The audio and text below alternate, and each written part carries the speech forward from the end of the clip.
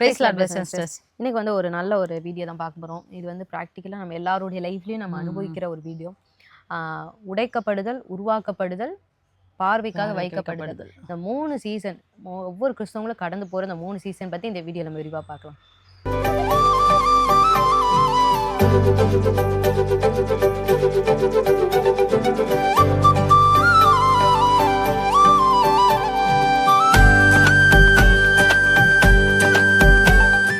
முதலாவது நம்ம ஒரு வசனம் வாசிக்கலாம். எரேமியால 18ஆம் அதிகாரத்துல இருக்கு, 2ஆம் வசனத்துல இருந்து. நீ எழுந்து குயவன் வீட்டிற்கு போ, அங்கே என் வார்த்தைகளை உனக்கு தெரிவிப்பேன் என்றார். அப்படியே நான் குயவன் வீட்டிற்கு போனேன். இதோ அவன் தீரிக்கையினாலே வணைந்து கொண்டிருந்தான். குயவன் வணைந்து கொண்டிருந்த மண்பாண்டம் அவன் கையிலே கெட்டு போயிற்று. அப்பொழுது அதை திருத்தமாய் செய்யும்படிக்கு தன் பார்வைக்கு சரியாய் கண்டபடி குயவன் அதை திரும்ப வேறே பாண்டமாக வணைந்தான். இப்போ இந்த இடத்துல வந்து வேற பாண்டமாக வணைந்தான் அப்படின்றதோட இருக்கு. ஆனால் வணைந்தக்கப்புறம் வந்து ஆண்டவர் வந்து அந்த பானையை எப்படி குயவன் வந்து அந்த பானையை விற்பாங்களோ அந்த ஒரு பார்வைக்கு வைக்கிற ஒரு இது. இப்போ மொத்தத்தில் கிறிஸ்தவத்தில் இந்த 3 சீசன் தான் மாறி மாறி மாறி மாறி வரும். இதுதான் நம்ம பிரசங்கியில வந்து கிட்டத்தட்ட 28 சீசனாவே இருக்கு. அதை நம்ம அடுத்த வீடியோல நம்ம பார்க்கலாம். இது வந்து காமன் 3 சீசன், மேலாப்ல இருக்கிற 3 சீசன். இதை பிரேக் பண்ணி வர்றது தான் அந்த சீசன்.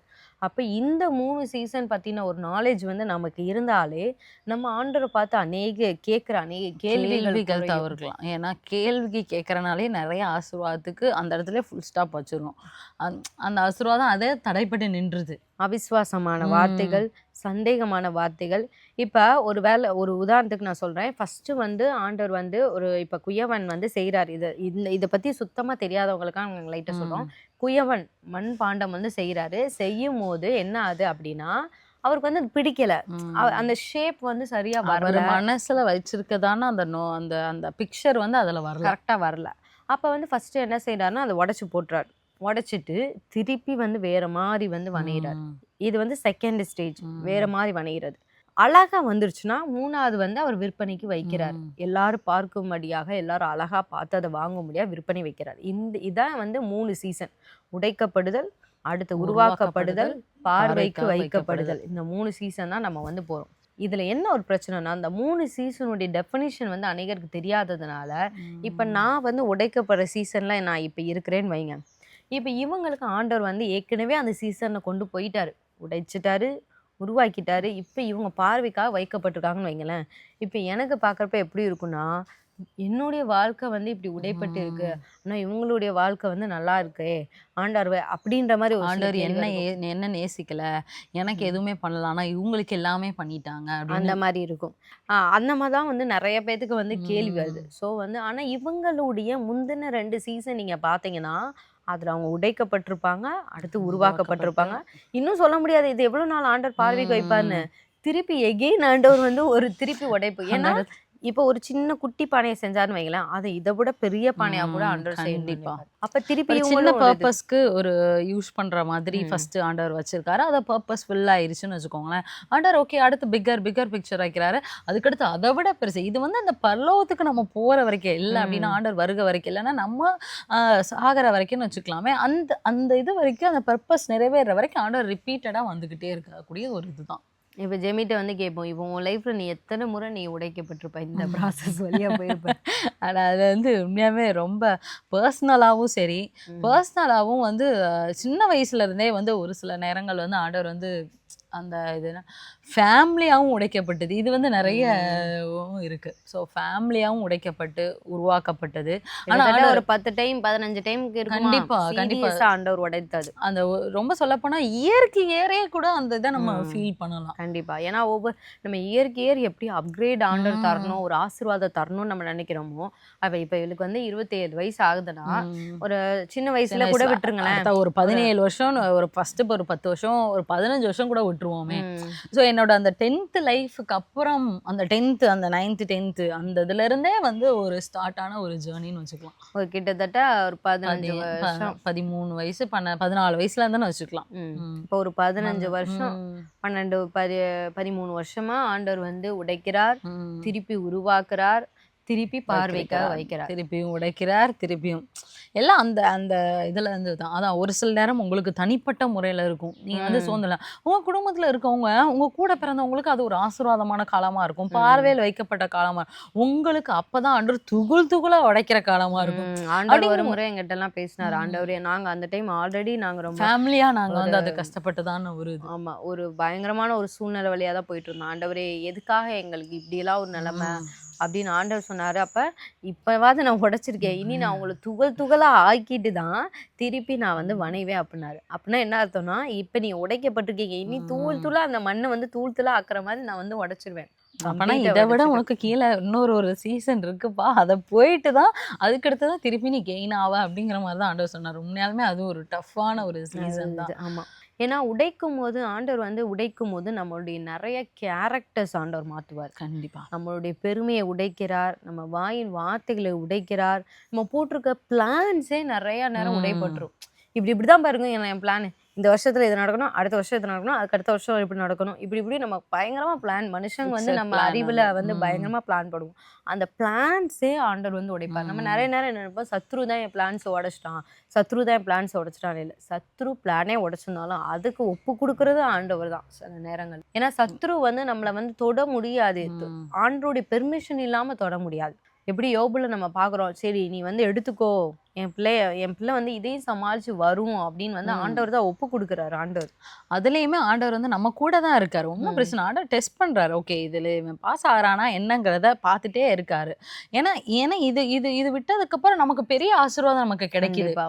ஏன்னா ஆண்டவர் வந்து இந்த இந்த காலத்துல நம்ம அதை இந்த காலத்துல தான் நிறைய பேர் கேள்வி கேட்டு சோர்ந்து போய் முடங்கி போய் உட்காந்து இயேசுவே வேண்டாம் நிறைய இடறி போனவங்களும் இருக்காங்க. இந்த உடைக்கிற அந்த பெயின் தாங்க முடியாம. ஆனா ஆக்சுவலி ஆண்டவர் நம்மளை இதை விட ஒரு நல்ல ஒரு ஆசீர்வாதத்துக்கு தான் வழி நடத்துறாரு. இந்த ப்ராசஸ் வந்து புரிஞ்சுக்க முடியல. அதனாலதான் ஆண்டவர் அன்னைக்கு இஸ்ரவேல் ஜனங்களை பார்த்து சொன்னார், எப்படி ஒரு குயவனே வந்து இதை பண்ணும்போது எனக்கு நீங்க அந்த அதிகாரத்தை தரலையா? நம்ம வந்து ஆண்டவரை ஒரு குயவனை போலதான் நம்ம பார்க்கணும். கண்டிப்பா, ஆண்டவரே, நான் உடைக்கப்பட நான் ஒப்பு கொடுக்குறேன். நம்மளாவே வாய்த்தன்னு சொல்லணும், ஆண்டவரே என்கிட்ட பிரியம் இல்லை. குயவன் எதுக்காக அந்த பானையை உடைக்கிறாரு? அவருக்கு அது பிடிக்கல, அந்த ஷேப் வந்து பிடிக்கல. நல்ல பெட்டர் பிக்சரை கொண்டு வரணும்னு தான், ஒரு நல்ல ஒரு விஷயத்த கொண்டு வரணும்னு தான், கெடுக்கிறதுக்காக கிடையாது. உடைக்கணும்னே என் வாழ்க்கையே போயிடுச்சு அப்படின்றதுக்காக கிடையாது.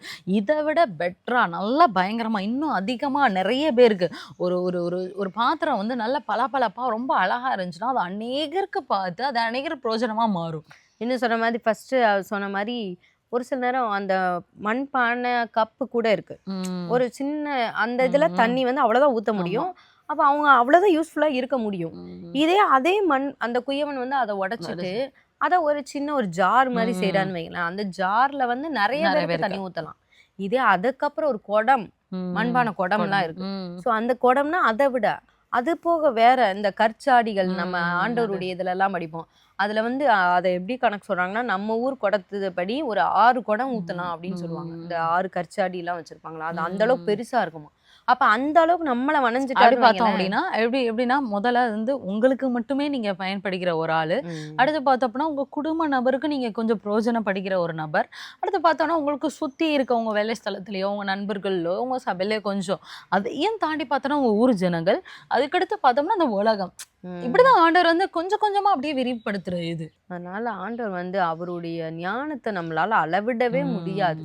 ஒன்ஸ் நீங்க ஆண்டவரே நான் வந்து உங்ககிட்ட நான் சரண்டர் ஆகுறேன், என் லைஃப் எல்லாமே நீங்க தான் பார்த்துக்கணும்னு நீங்க சொல்லிட்டீங்கன்னு வைங்களேன், அவர் உடைச்சாலும் சரி அவர் உருவாக்குனாலும் சரி அது நன்மைக்காக தான் வந்து முடியும். ஆமா, ஆனா அந்த பெயின் வந்து நமக்கு அதிகமா இருக்கும். ரெண்டாவது வந்து அந்த ஃபர்ஸ்ட் உடைக்கப்படுறது வந்து வலி வேதனை நம்மகிட்ட இருந்து என்னென்ன கலையணுமோ அது உருவாக்கப்படும் போது பாத்தீங்கன்னா, அந்த எப்படி வந்து பொண்ணை வந்து ஹீட்ல தான் வந்து பரிசோதிப்பாங்க. அப்பதான் ஆண்டவர் டெஸ்டிங் பீரியட் வரும். அந்த டெஸ்டிங் பீரியடுக்குள்ள கொண்டு போயிட்டு தான் நம்மளை வந்து அடுத்த கட்ட ஆசீர்வாதத்துக்கு உடைக்கிறது கூட இஷ்டத்துக்கு எப்படினாலும் உடைக்கிற மாதிரி துதுறாகணும். ஆனா உருவாக்கும் போது அவங்க நினைக்கிற பிக்சர் அங்க வர்ற வரைக்கும் அந்த இதை விடவே மாட்டாங்க. அந்த ஷைனிங், அந்த ஷேப், அந்த எப்படி சொல்ல, இப்போ குயமன்லாம் நீங்க இப்ப மைண்ட்ல நீங்க இமேஜின் பண்ணி பாருங்களேன். லைட்டா அந்த இடத்துல நெளிஞ்சாலும் என்ன தெரியுமா பண்ணுவாங்க, திருப்பி இப்படி ஜப்பி திருப்பி இப்படி வச்சு அந்த மிஷின்லயே திருப்பி வச்சு திருப்பி வந்து அதை திருப்பி இது பண்ணுவாங்க. நம்மளுக்கு அந்த நாலேஜ் இல்லைன்னு வைங்களேன், இப்ப நல்லா தானே இருக்கு, இதே என்னப்பா இன்னும் இவ்வளவு நேரம் ஒர்க் பண்ணிட்டு இருக்க அப்படின்ற மாதிரி நம்ம சொல்லுவோம். கண்டிப்பா. அப்படிங்கும் போது அவங்க மைண்ட்ல இருக்க ஆண்டவர் வச்சிருக்க அந்த பிக்சர் கரெக்டா அந்த இந்த இடத்துல அசைவுனா இந்த இடத்துல மடிப்பு இருக்கணும், இந்த இடத்துல மடிப்பு இருக்கணும், அந்த இடத்துல நம்ம வந்து பொறுமையா இருக்கணும், அந்த இடத்துல பொறுமையா இந்த இடத்துல தலை தூக்கி பேசணும், அந்த இடத்துல பேசணும். நம்ம எப்போ அந்த நிலைக்கு வாரோமோ அந்த அளவுக்கு ஆண்டவர் வந்து சூழ்நிலைகளை கொடுத்து கொடுத்து எப்படி உருவாக்குறது அப்படின்னா அந்த சூழ்நிலைகள் மூலியமா தான் நம்மளை உருவாக்குவார். கண்டிப்பா. ஆண்டவர் வந்து ஏன்னா, நம்ம வந்து பார்க்க அத விற்பனைக்கு வச்சதுக்கு அப்புறம், அதுல ஒரு சின்ன சின்ன கரெக்ஷன்ஸ் இருந்துச்சுன்னா நல்லா இருக்காது. ரிஜெக்ட் பண்ணிடுவாங்க. இப்ப நம்மளே வந்து இது ஃபர்னிச்சர் கடைக்கெல்லாம் போனோம்னு வைங்களேன், நல்லா பார்த்து ஏதோ ஒரு சின்ன இது இருந்தாலும் நம்ம அது இது பண்ண மாட்டோம். அது சரி இத விட பெட்டரா ஏதாவது இருக்கா? அப்படின்ற மாரி நம்ம பார்ப்போம். அப்ப ஆண்டவர் வந்து நம்மள முன்னாடி வைக்கணும் அப்படின்றப்ப, அவ்ளோ பெர்ஃபெக்ட்டா நேயருக்கு வைக்கணும். பிரயோஜனமா இருக்கும்னா எல்லாருடைய பார்வையும் அந்த ஒரு இடத்துல மட்டும்தான் ஷைன் ஆகுற அளவுக்கு நம்ம ஆண்டவர் வந்து நம்மளை மாத்தணும். இந்த உபாகமம் 8ஆம் அதிகாரம் 2ஆம் வசனத்தை நம்ம பார்க்குறோம். உன் தேவனாகிய கர்த்தர் உன்னை சிறுமைப்படுத்தும் படிக்கும் தம்முடைய கட்டளையிலே நீ கைக்கொள்வாயோ கைக்கொள்ள மாட்டாயோ என்று அவர் உன்னை சோதித்து உன் இருதயத்துள்ளதை நீ அறியும்படிக்கும் உன்னை இந்த 40 வருஷம் அளவும் வனாந்தரத்திலே நடத்தி வந்த எல்லா வழியும் நினைப்பாயாக. இந்த இடத்துல இந்த இந்த உன்னை சோதித்து அந்த புடமிடுதல் தான் அந்த மோல்டிங் ப்ராசஸ். ஆண்டவர் வந்து நம்மளை உருவாக்குறதான அனுபவம். இதுல நல்லா இருக்கும். உன் இருதயத்துள்ளதை நீ அறியும்படிக்கும் இருக்கும். நம்ம நிறைய நேரம் நினைப்போம், என் இருதயம் எனக்கு தெரியும்ல அப்படின்ற மாதிரி நினைப்போம். ஆண்டவரே நான் இருதயத்துலலாம் செம்மையா தான் ஆண்டவரே இருக்கேன், நான் இருதயத்துல உங்களை நேசிக்கிறேன் அப்படின்னு. ஆனா நம்ம இருதயம் இதுதான்ப்பா அப்படின்றத நம்மளுக்கே ஆண்டவர் காமிச்சு கொடுத்துருவார். படம் பிடிச்சு காமிக்கிற மாதிரி காமிச்சு கொடுத்துருவார். ஏன்னா நம்ம இருதயம் எப்பயுமே ஆண்டவருக்கு வந்து 100% தெரிஞ்சுட்டே இருக்கும். நம்ம இருதயம் நமக்கே அறியும். இந்த மாதிரி பிரச்சனை வந்தாதான் விசுவாச பரீட்சையா இது அப்படின்றதே நமக்கு அப்பதான் தெரியும். அதனால வரைக்கும் நம்ம என்ன நினைப்போம், நான் ஆண்டவர் மேல நல்லா விசுவாசம் தான் இருக்கேன், நான் ஆண்டவர் மேல அன்பா தான் இருக்கேன். ஆனா அந்த சூழ்நிலை வழியா போகும்போது தான் தெரியும் நம்ம எந்த அளவுக்கு நமக்கு விசுவாச தேவை இருக்கு, ஆண்டவர் மேல அன்பு இருக்கு அப்படின்னு சொல்லிட்டு. அதனால வந்து யாருமே சோர்ந்து போகாதீங்க. முக்கியமா வந்து சொல்றது வந்து சோர்ந்து போகாதீங்க. ஒரு சீசன் உங்களுக்கு இப்படி இருக்கும், அடுத்த சீசன் இது, நெக்ஸ்ட் சீசன் உங்களுக்கு உண்மையாலுமே ரொம்ப ஒரு ஆசீர்வாதமான சீசனாக தான் இருக்கும். இது எல்லாருடைய வாழ்க்கையிலையுமே ஒரு சில பேருக்கு இது வந்து ஒரு மாத கணக்கிலே இந்த சீசன்லாம் முடிஞ்சு அடுத்த ஒரு இதெல்லாம் இருக்கலாம். ஒரு சில பேருக்கு வருட கணக்கில் தாமதமாகலாம்.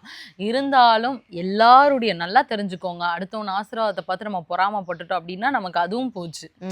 நம்ம அந்த தவறையும் நம்ம பண்ணக்கூடாது. இந்த இடத்துல ஆண்டவர் உங்க மேல ஒர்க் பண்ண நீங்க இடம் கொடுங்க, அவ்வளவுதான். எப்படி நம்ம அந்த மண்பாண்டம் வந்து குயவனுக்கு கையில இடம் கொடுக்குது, அதை நம்ம வந்து கேள்வி கேட்காம ஆண்டவரே நீங்க எப்படி என்னை உருவாக்கணும்னு நினைக்கிறீங்களோ அப்படி உருவாக்குங்க, எப்படி உடைக்கணும்னு நினைக்கிறீங்களோ அப்படி உடைங்க அப்படின்னு சொன்ன மட்டும் போதும், அவரே எல்லாமே செஞ்சு முடிச்சிருவார்.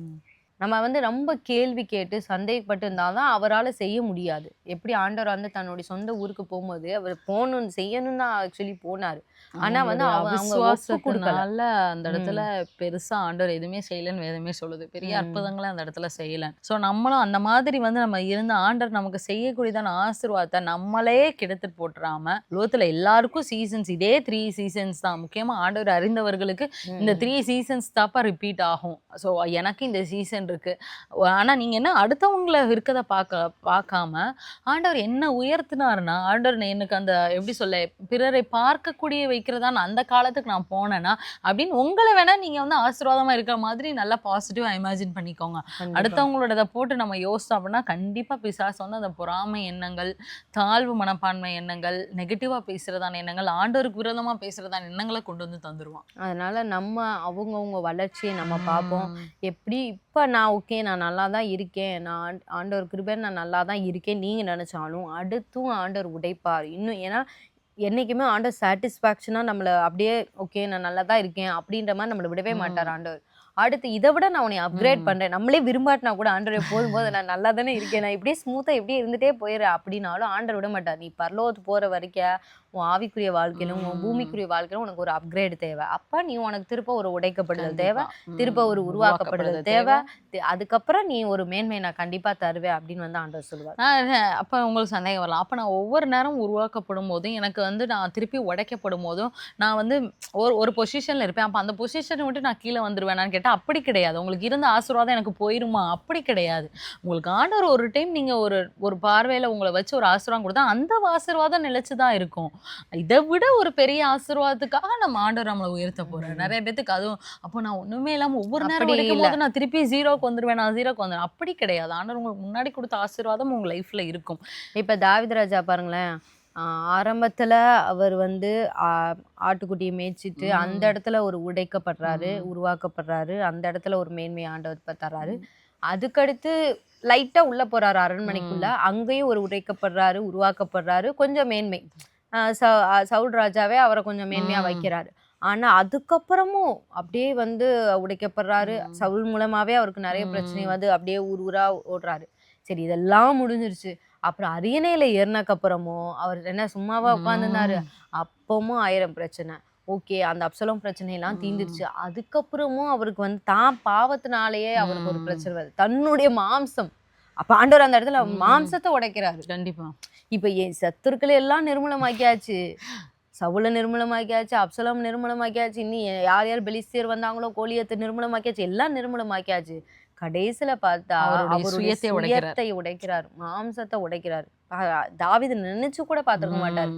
தான் வந்து இப்படி ஒரு பாவத்துல விழுவன்னு சொல்லி அவர் நினைச்சிருக்கே மாட்டார். அப்ப அந்த மாம்சத்தையும் ஆண்டவர் உடைக்கிறார். இப்படி உடைச்சு உருவாக்கி தான் அவரு கடைசியில நல்ல ஒரு சமாதான நிலைமையில முதிர்ந்த வயதுல அவர் வந்து மரித்தார் அப்படின்னு வந்து இருக்கு. இன்னைக்கும் தாவீதின் குமாரனே இன்னைக்கு ஆண்டு எப்படி சொல்ல, அவருடைய வம்சத்துலதான் இயேசு கிறிஸ்து பிறந்து அவ்வளவு பெரிய ஒரு நேம் வந்து தாவீது ராஜா வந்து சம்பாரிச்சு வச்சிருக்காரு பாருங்க. எந்த மாதிரி தான் அதுக்காக வந்து அவர் எப்படி சொல்ல நிம்மதியாக படுத்து தூங்கினார், அவருக்கு ஆண்டவர் எல்லாமே செஞ்சாலாம் கிடையாது. அவர் போன பாதைக்கு ஒவ்வொரு டைம் சக்ஸஸ் ஆகும்போதும் ஒவ்வொரு அப்கிரேட் வந்துச்சு. அதை தான் நாங்கள் சொல்ல வரோம். ஒவ்வொரு டைம் நீங்கள் உடைக்கப்பட்டு உருவாக்கப்படும் போது ஒவ்வொரு அப்கிரேட் உங்களுடைய லைஃப்பில் வந்து உங்கள் லைஃப் ஸ்டைல்ஸில் நீங்கள் உங்கள் ஃபேமிலியாகவும் ஒரு அப்கிரேட் வரும். ஒரு சில நேரம் நீங்கள் இண்டிவிஜுவலாக ஒரு கட்டம் இது வந்து ஒரு ஃபேமிலிக்கும் ஒரு சீசன் இருக்கும், அது தனியாக ஒரு பிளெஸிங் வரும். ஆனால் உங்களுக்கு இண்டிவிஜுவலாகவும் உங்களுக்கு இதே காலங்கள் வரும், உங்களுக்கு இண்டிவிஜுவலாகவும் உங்களுக்கு அப்கிரேட் வரும். இன்னொரு பகுதியில் இன்னொரு ஆங்கிளில் சொன்னோம்னா, உங்களுக்கு அப்கிரேட் வேணும் நீங்கள் விருப்பப்பட்டீங்கன்னா நீங்களே ஆண்டவர்கிட்ட போய் வாலண்டரியாகவும் நீங்கள் சொல்லலாம். ஆண்டவரே, உங்களுக்கு பிடிக்காத விதத்தில் இருந்தேன்னா என்னை உடைச்சு உருவாக்கி எனக்கு ஒரு அப்கிரேட் கொடுங்க. ஏன்னா ஆண்டவர் யாருக்குமே அப்கிரேட் வந்து உடனே எல்லாம் தூக்கி கொடுக்க மாட்டார். அப்கிரேட் வேணுமா, ஓகே பரவாயில்ல, வா, உன்னை உடைச்சு உருவாக்கி நான் தரேன், அதுக்கு நீ ஒத்துக்கிறியா, நீ எனக்கு வந்து எனக்கு ஒத்துழைப்பையா, கோஆப்ரேட் பண்ணுவியா அப்படின்னு வந்து சொல்லுவாங்க.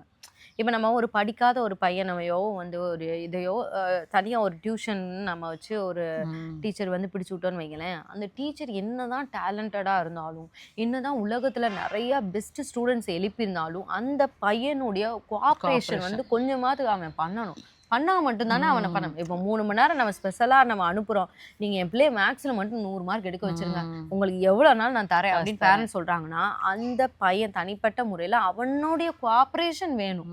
மிஸ், நீங்கள் எவ்வளோ நேரம்னாலும் எனக்கு ஹோம்ஒர்க் கொடுங்க, நீங்கள் எவ்வளோ சம்னாலும் சால்வ் பண்ண சொல்லுங்கள், நான் சால்வ் பண்ணுறேன் மிஸ்ன்னு அவன் கொஞ்சமாவது ஒத்துழைக்கணும். ஒத்துழைச்சா மட்டும்தான் அந்த மிஸ்ஸால் வந்து அவங்க வேலையை கரெக்டாக பண்ண முடியும். கண்டிப்பாக. எனக்கு இப்போ தான் இதை சொல்லும் போது எனக்கு ஒரு சம்பவம் ஞாபகம் வருது. நாங்கள் வந்து அப்போ வந்து நாங்கள் வந்து பொள்ளாச்சியில் இருக்கும்போது எங்கள் வீட்டு மாடியில் தான் நாங்கள் வீடு இருந்துச்சு. கீழே வந்து எங்களுக்கு தமிழ் சார், அவங்க தான் ஓனர், அவங்க தமிழ் வாத்தியார், அவர் ரிட்டையர்டான ஒரு சார். அவங்க மகன் வந்து டியூஷன் நடத்துவாங்க, அவங்களும் டீச்சர் தான், அவங்க டியூஷன் நடத்துவாங்க. அவங்க மகள்கிட்ட படிக்க வரதான ஒரு பையனுக்கு வந்து சுத்தமாக தமிழ் வராது. ஒரு நாள் அந்த அக்கா வந்து கூப்பிட்டு, எப்பா இந்த பையனுக்கு நீங்கள் தான் தமிழ் சொல்லி தரணும் எப்படியாச்சும். உண்மையாமே சொல்கிறேன், அந்த பையன் காலையில் 7 மணிக்கே வந்துடுவான். வந்து உட்காந்து அந்த சார்கிட்ட உட்காந்து, ஆனால் சார் திட்டவும் செய்வார். ஆனால் அவர் நிறைய எத்தனையோ அவர் தமிழ் வாத்தியார் தான், எத்தனையோ பேத்துக்கு அவர் சொல்லி தந்திருப்பான். ஆனால் அந்த பையனுக்கு எழுத படிக்க நான் எல்லாத்துலேயும் எல்லாத்துலேயும் சொல்லி அந்த அட்டவணையை வச்சு சொல்லி கிட்டத்தட்ட ஒரு 6 மாதம் நினைக்கிறேன், 6 மாதம் அந்த பையன் தொடர்ந்து வந்தான்.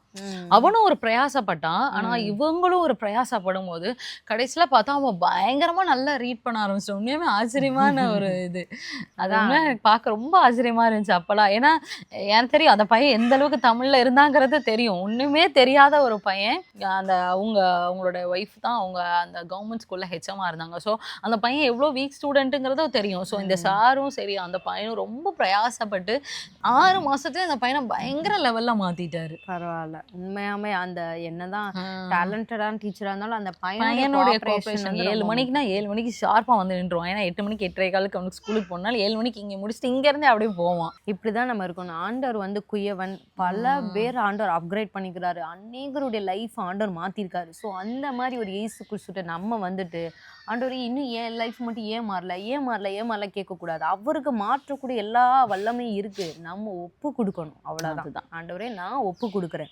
ஒப்பு கொடுக்கும்போது வலிக்க தான் செய்யும். இப்ப அன்னைக்கு அந்த பையன் வந்திருக்கானா, நிறைய நேரம் அவனுக்கு 7 மணிக்கு எந்திச்சு வரணும்னு தோணி இருக்காது. கண்டிப்பா. அங்க போனா சார் திட்டுவாரு, நம்மளுக்கு அவமானப்பட வேண்டியதா இருக்குமே, இதை அவன் read மேல பண்ண எத்தனையோ சொல்லுவாரு. பேத்துட்டு அவமானப்பட்டிருக்கலாம் இதுக்கு முன்னாடி. கண்டிப்பா அவமானம் கண்டிப்பா வந்திருக்கும். வந்திருக்கும். தமிழ் ரீட் பண்ண தெரியல அப்படின்னா 9th ஸ்டாண்டர்ட் படிக்கிற ஒரு பையனுக்கு தமிழ் ரீட் பண்ண தெரியல அப்படின்னா பாத்துக்கோங்க எவ்வளவு ஒரு மோசமான ஒரு நிலைமை. நிலைமையில அப்ப சஞ்சு வந்திருப்பான். அப்ப நம்மளும் அப்படிதான். ஆண்டவரே இது நாள் வரைக்கும் நான் எவ்வளவு அவமானப்பட்டேன், இருந்தாலும் பரவாயில்ல, உங்க கையிலால நான் அடி வாங்கினாலும் நான் அடி வாங்கிக்கிறேன் அப்படின்னு சொல்லி ஒப்பு கொடுத்து நம்ம பண்ணும்போது இன்னைக்கு நிறைய பேர் நம்ம என்ன யோசிக்கிறோம் அப்படின்னா, ஆண்டவர் மிராக்கிளா அந்த அந்த ஞானத்தை அப்படியே பரத்துல இருந்து அப்படியே உள்ள வச்சிட வேண்டியதானே.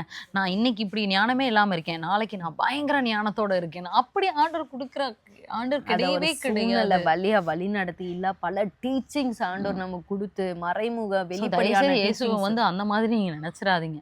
பிசாசு வேணா அப்படி வேணா என்னத்தையாச்சும் அவன் திருடி என்னத்தையாச்சும் வந்து அந்த மாதிரி கூட உங்களுக்கு வந்து இன்னைக்கு இருந்து நாளைக்கு உங்களுக்கு கொடுக்கலாம். ஆனா இயேசு அப்படி கொடுக்கவே மாட்டார். ஞானத்தை தருகிற தேவன் தான். ஆனா நம்ம போற பாதையில ஒன்னொன்னா நம்ம கிட்ட டீச் பண்ணி ப்ராக்டிக்கலா நம்ம செஞ்சு அதுல சக்சஸ் ஆகி தான் கொஞ்சம் கொஞ்சமா தான் ஞானத்தை ஆண்டவர் கூட்டி கொடுப்பார். மொத்தத்தையும் இப்படி உலக்கன்னு கொடுத்துட்டு மொத்தத்துக்கும் நம்ம ஏதோ ஒன்று பண்ணிட்டு மொத்தமா ஆண்டவர் நம்மத்தை தூசிக்கிறதுக்கு ஆண்டவர் அதனால விடவே மாட்டார். எப்பயுமே ப்ராக்டிக்கலா கொஞ்சம் கொஞ்சமா தான் ஆண்டவர் இன்க்ரீஸ் பண்ணிட்டே இருப்பாரு. அதனால இந்த ப்ராசஸ், இந்த 3 ப்ராசஸ் உங்களுக்கு புரிஞ்சிருக்கும் அப்படின்னு நாங்கள் விசுவாசிக்கிறோம். இது வழியாக தான் எல்லா கிறிஸ்தவங்களும் போயே ஆகணும். இதுக்கு யாருமே விதிவிலக்கே கிடையாது. எந்த ஒரு பெரிய அப்போஸ்தலர் ஆனாலும் சரி, தீர்க்கதரிசிகள் ஆனாலும் சரி, பெரிய பணம் அற்புத வைத்த சுகம் கிறிஸ்தவர்களா வலிக்கிறாலும் ஆனாலும் சரி, சரி, யாரா யாரா இருந்தாலும் இருந்தாலும். சரி, ஆண்டவர் எவ்வளோதான் இம்ப்ரெஸ் பண்ற தாவீது ராஜாவா இருந்தாலும் சரி, அந்த அவருமே அந்த சூழ்நிலை வழியா போய் தான் ஆகணும். வேற யாருமே இயேசு கிறிஸ்துவே அந்த வழியா தான் போனார். பிதாவினுடைய செல்ல பிள்ளையா இருந்த ஒரே பேரான குமாரன் வசனத்தை வாசிக்கிறோம். அந்த ஒரே பேரான குமாரனும் அந்த வழியா தான் போனார். அதனால நம்மளும் இதை நம்ம அக்செப்ட் பண்ணிக்குவோம். இந்த சத்தியத்தை நம்ம எந்த அளவு சீக்கிரமா அக்செப்ட் பண்ணிக்கிறோமோ அந்த அளவுக்கு நம்ம ஒரு ஃப்ரீடத்தை நம்ம எக்ஸ்பீரியன்ஸ் பண்ணலாம். நம்ம இதை டிலே பண்ணி போட்டோம் அப்படின்னா நம்மளுடைய ஆசீர்வாதத்தை நம்மளே டிலே பண்ணுற மாதிரி தான். ஸோ இந்த தவறை ஒருவேளை நீங்கள் பார்த்துட்ருக்கோங்க, ஒருவேளை இதில் எதுவும் நீங்கள் வந்து ஆண்டவரை நாமுனாலேயோ சிந்தையிலையோ ஏதாச்சும் ஒன்று நீங்கள் ஆண்டவரை இந்த சத்தியத்தை தெரியாமல் நீங்கள் பேசியிருந்தாலும் இப்போ மன்னிப்பு கேட்டு ஆண்டவரே நான் வந்து உருவாக்கவோ உடைக்கவோ நான் ஒப்பு கொடுக்குறேன் அப்படின்னு சொல்லி மனப்பூர்வமாக ஒப்பு கொடுங்க. நிச்சயமாக தேவன் உங்களை வெளியரங்கமாக ஆசீர்வதிப்பார். இந்த வீடியோ நீங்கள் அநேகருக்கு ஷேர் பண்ணுங்கள். ஒருவேளை உங்களுக்கு இந்த மாதிரி ஏதாச்சும் எக்ஸ்பீரியன்ஸ் இருந்தாலும் கமெண்ட் செக்ஷனில் சொல்லுங்கள். நீங்கள் இப்போ எந்த நிலைமையில் இருக்கீங்கிறதையும் கமெண்ட் செக்ஷனில் எங்களுக்கு மென்ஷன் பண்ணுங்கள். நாங்களும் அதுக்காக பார்த்து பிறர் பார்க்குறக்கு அது பிரயோஜனமாக இருக்கும் அப்படின்னு நாங்கள் விசுவாசிக்கிறேன். இந்த வீடியோ நீங்கள் அநேகருக்கு ஷேர் பண்ணுங்கள், அவங்களுக்கு இது பிரயோஜனமாக இருக்கும். மீண்டும் உங்களை அடுத்த ஒரு வீடியோவில் உங்களை சந்திக்கிறோம். கர்த்தர் ஆசீர்வதிப்பாராக.